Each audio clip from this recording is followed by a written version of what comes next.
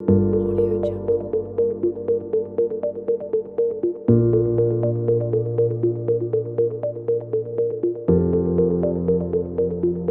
Audio Jungle.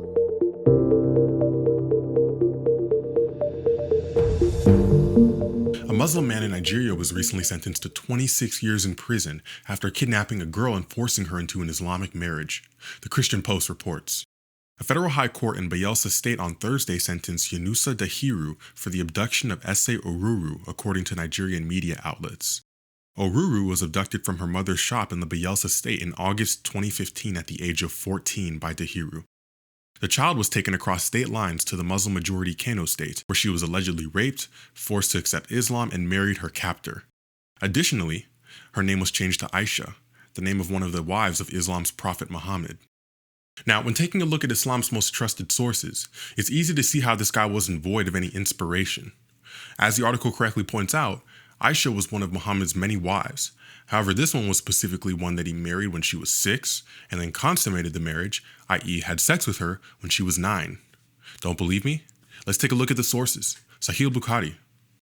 Narrated Aisha. The Prophet engaged me when I was a girl of 6 years. We went to Medina and stayed at the home of Bani al-Hadith bin Khazraj. Then I got ill and my hair fell down. Later on, my hair grew again and my mother, Rahman, came to me while I was playing in a swing with some of my girlfriends. She called me and I went to her, not knowing what she wanted to do to me. She caught me by the hand and made me stand at the door of the house. I was breathless then, and when my breathing became all right, she took some water and rubbed my face and head with it. Then she took me into the house.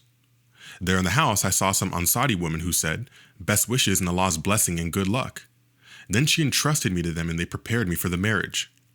Unexpectedly, Allah's apostle came to me in the forenoon and my mother handed me over to him. And at that time, I was a girl of 9 years of age.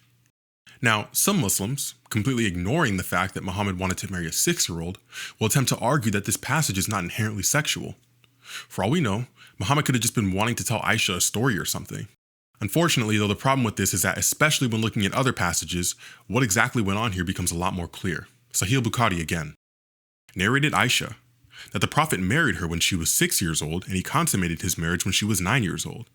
Hisham said, I have been informed that Aisha remained with the Prophet for 9 years, i.e. till his death. So while this girl who was kidnapped in Nigeria by this man was a bit older than Aisha, being about 14, I think it's safe to say where this man got his inspiration from in doing so in the first place. Let's keep reading the article.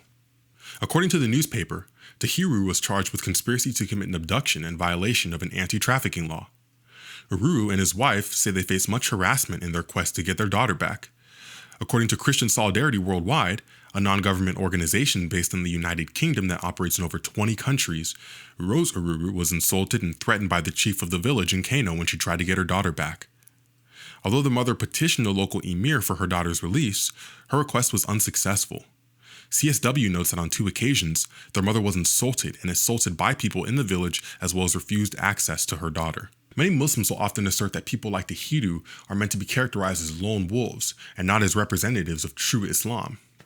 However, the problem with this is that according to the report, Dahiru specifically and strategically took the girl to the Muslim-majority region of Nigeria. By doing this, getting the daughter back was that much harder for the girl's parents. Not because of some rogue militants that were in the area, but because of the very own Islamic government that was in place there. For a man who was a lone wolf, he sure had a big supportive pack behind him.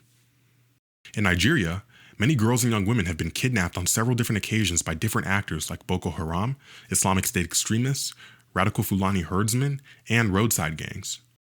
While some abductions are for ransom payments, hundreds of schoolgirls have been abducted by Islamic extremists in northeast Nigeria, many of whom were married off to militants. According to Open Doors USA, which monitors persecution in over 60 countries, abductions and forced marriages of Christian girls happens a lot in the non-militant context in Muslim-majority northern Nigeria. There are even cases of girls who have been abducted from the south and married off in the north, an Open Doors dossier on Nigeria reads.